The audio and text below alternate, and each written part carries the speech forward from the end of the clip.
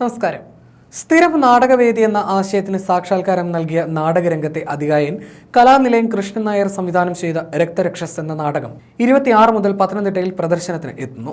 51 കൊല്ലം മുൻപാണ് രക്തരക്ഷസ് ആദ്യമായി അരങ്ങിലെത്തിയത്. മലയാള നാടകത്തിന്റെ മുഖച്ഛായ തന്നെ മാറ്റി എഴുതിയ നാടകമായിരുന്നു രക്തരക്ഷസും കടമറ്റത്ത് കത്തനാരും. 1980-ൽ കലാനിലയം കൃഷ്ണൻ നായരുടെ മരണത്തോടെ സ്ഥിരം നാടകവേദിക്ക് കർട്ടൻ വീണു. ജഗതി NK ആചാര്യായിരുന്നു രക്തരക്ഷസിന് നാടകരൂപം നൽകിയത്.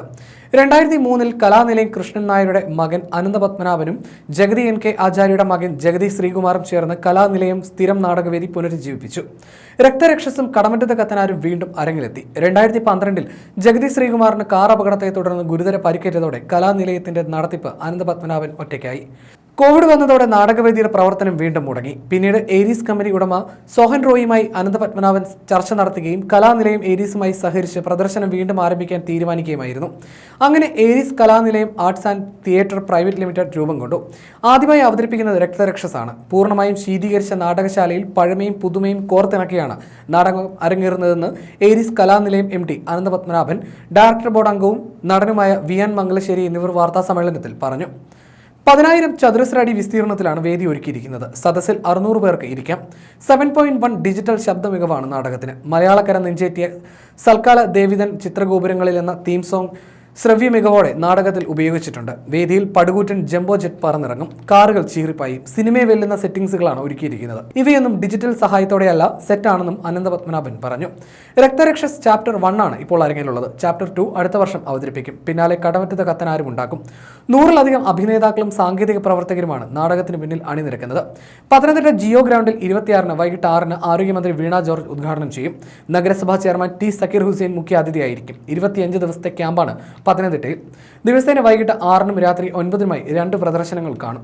2.25 മണിക്കൂറാണ് നാടകത്തിന്റെ ദൈർഘ്യം. സ്കൂൾ കുട്ടികൾക്കായി രാവിലെ പ്രത്യേക പ്രദർശനം ഉണ്ടാകുമെന്നും അനന്തപത്മനാഭൻ പറഞ്ഞു.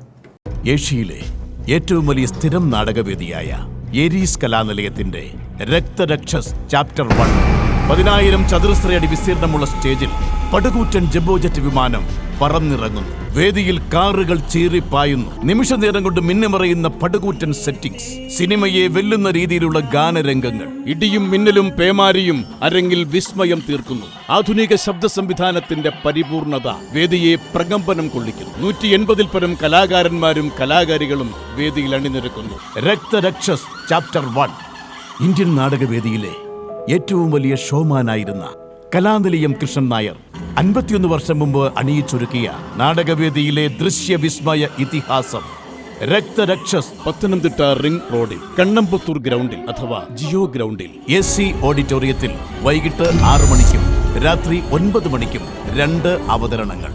രക്തരക്ഷസ് ചാപ്റ്റർ 1. ഈ രക്തരക്ഷസ് നാടകം 1973-ലാണ് അച്ഛൻ അവതരിപ്പിച്ചു തുടങ്ങിയത്. അതായത് ഏകദേശം 51 വർഷമായി ഒരു നാടകം തുടർച്ചയായിട്ട് അവതരിപ്പിക്കുന്നത്. രക്തരക്ഷസ് നാടകത്തിന്റെ പ്രത്യേകതകളെ പറ്റിയും നിങ്ങൾക്കറിയാം. ഒരു സിനിമ കാണുന്ന ഒരു പ്രതീതിയാണ് ഈ നാടകം. കലാനിലയത്തിന്റെ എല്ലാ നാടകങ്ങളും. പക്ഷേ ഏറ്റവും കൂടുതൽ മനുഷ്യന്റെ മനസ്സിൽ കലാനിലയം എന്ന് പറയുമ്പോൾ ആദ്യം മനസ്സിൽ വരുന്ന നാടകം രക്തരക്ഷസും കടമറ്റത്ത് കത്തനാരുമാണ്. കടമറ്റത്ത് കത്തനാർ ഇപ്പോൾ അവതരിപ്പിക്കുന്നില്ല, അടുത്ത വർഷത്തേക്ക് വരുള്ളൂ.